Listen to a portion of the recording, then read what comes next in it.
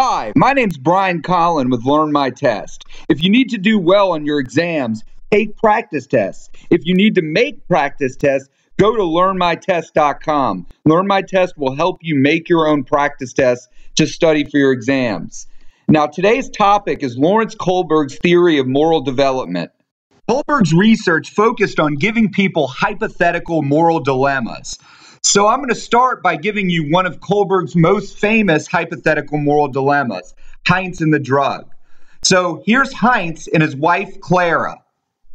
Clara gets very sick and goes to see the doctor.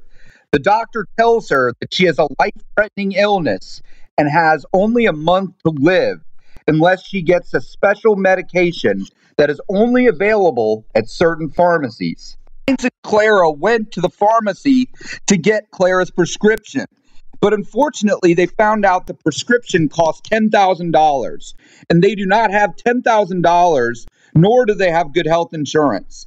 So they had to leave the pharmacy without Clara's prescription. Clara and Heinz went to 10 banks, and none of them would give them a loan for $10,000 to buy Clara's medication. Now Heinz has thought of stealing the drug from the pharmacy. If you were Heinz, would you steal the drug to save your wife? So I want you to write down, if you were Heinz, would you steal the drug, yes or no? And then the second question is, why or why not? Kohlberg would give hypothetical moral dilemmas like Heinz and the drug to the same person when they're a child, an adolescent, a young adult, and an older adult, hoping to find a pattern in their responding as they aged. This is called longitudinal research. As people age, Kohlberg found a pattern in how people justified why they wouldn't steal the drug. Kohlberg was able to demonstrate this pattern with other hypothetical moral dilemmas. This would lay the groundwork for his theory of moral development. Kohlberg's theory consists of 3 levels and 6 stages. The first level is the pre-conventional level. Stage 1 is the avoid punishment stage. This means the person will justify their response by avoiding punishment, like, I don't want to steal the drug because I don't want to go to jail.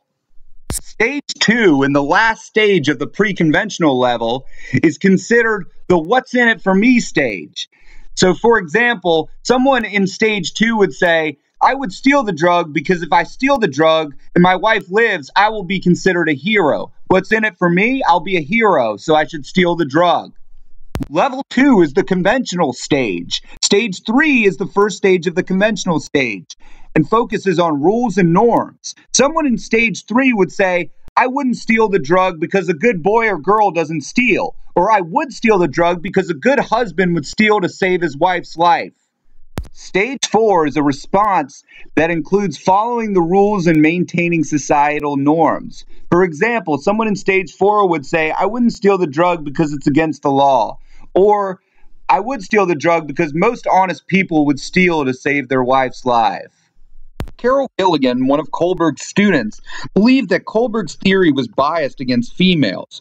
For example, she believed that females were more likely to prefer stage 3, a care relationship orientation of morality, whereas males were more likely to prefer stage 4, which is a justice orientation of morality. According to Gilligan, stage 3 should be equal to stage 4. However, Kohlberg disagreed. Level 3 is the post-conventional level. Many people do not reach the post-conventional level.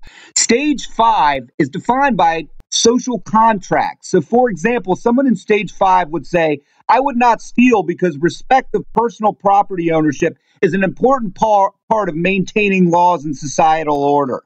Someone in stage 5 may also say, I would steal the drug because a law cannot justify losing a human life. Stage 6 is the ethical principle association. For example, someone in stage 6 would say, saving the most amount of lives possible is always the best decision, so I would steal the drug. Now, very little people fall into stage 6, but Kohlberg swore that it existed. Now that you know the stages of Kohlberg's theory, go back and look at your response. What stage level response did you give?